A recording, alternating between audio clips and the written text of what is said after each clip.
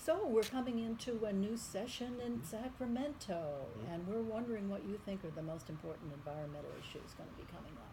Wow, I think right off the top, we're going to have to do everything we can to protect the progress we've made in California.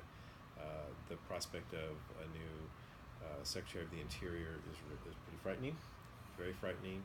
An administration that doesn't believe in climate change, that is willing to potentially roll back all sorts of oil exploration, all sorts of things that we have been fighting forever here in the state. It's pretty terrifying.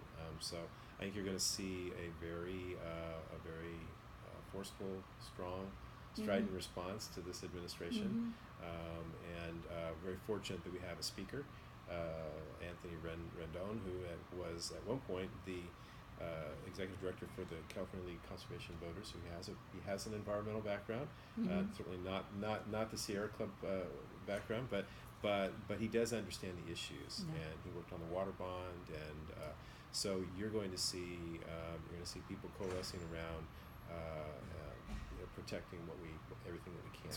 I'm concerned. I think everybody's very, very concerned, and we don't really know, how this is going to play out. But I will tell you this: that the folks in Sacramento, and certainly my colleagues, are ready to fight. Okay, that's Have good you to hear. got Some particular legislative objectives coming up in this session? There's we are looking at a variety of things, and there's still things that we're working through the process on. Of course, I represent the Emerald Triangle. Yes. And I have huge concerns about some of the road monitors and the damage that's done on our land up there. So much incredible work has been done for conservation and protection that has been undone in a really, really rapid amount of time. And while we'll hear from some of these growers that say, oh, well, this land was degraded because of timber and lumber, and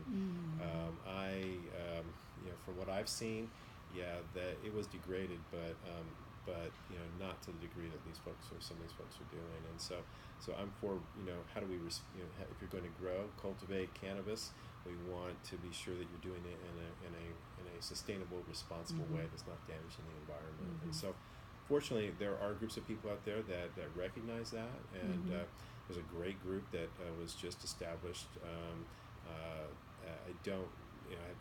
They're actually called the Restore CA, and they're actually going out to help clean up some of these sites. And so it's going to be efforts like that become really, really important.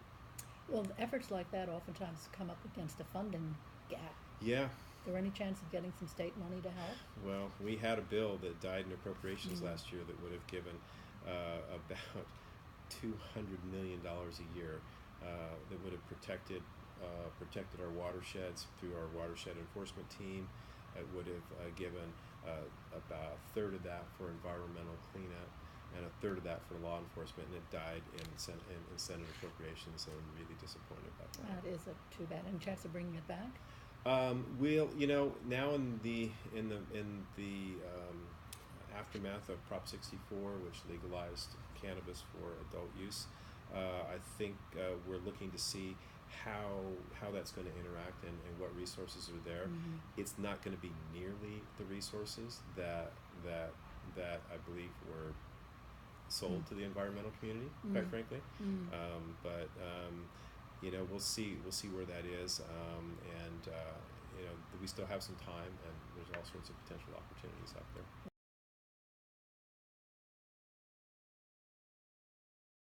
Having watched the cannabis, and at this point, the county and the cities are looking at medical cannabis rights, and they're looking at the idea of taxation for the business in order to try and help fund the basically all the enforcement stuff. And they're not issuing permits until they get that funding. So one of the issues I know the North Coast Water Quality Control Board and Fish and Game has been up against is enforcement and having any staff. And I wondered if there's any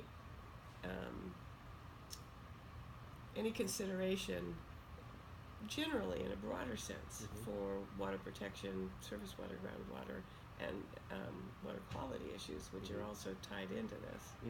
Yeah, there is. One of the first bills I worked on related to cannabis was called the Marijuana Watershed Protection Act. It was AB 243, and one of the things it did was it made a pilot program, the Watershed Enforcement Team, a statewide permanent program, and actually the efforts around watershed protection and cannabis started with our regional water quality control board, and so I am constantly talking with the governor's office about how do we increase funding on that, because it really is almost like a needle in a haystack. There are very few people.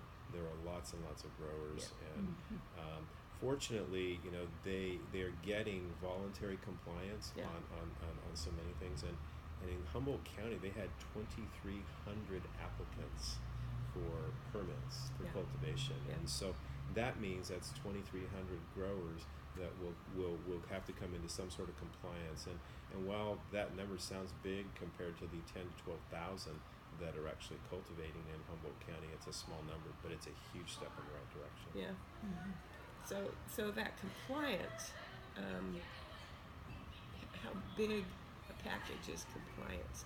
Because when you get to the enforcement part, one of the things I know about enforcement is if there's no rule in the books that says you can't do that, I can't make you, I can't say, well, you shouldn't be doing that. Right. So whatever it is that's written has to be clear enough that enforcement can go and say, actually, you're out of compliance. And if the permits are vague, if they just say it has to be sustainable. Well, there's different levels of regulation around that. Individual county permits are going to vary by county. That's just the nature of the way we are.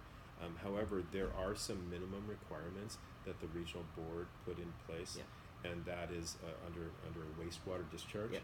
And so there are 3 tiers within that as far as what your impact on the environment would be, and so 3 levels of compliance. And so they have those, and you'll be required to get a permit to do that, and that will be the teeth that will allow them to do enforcement.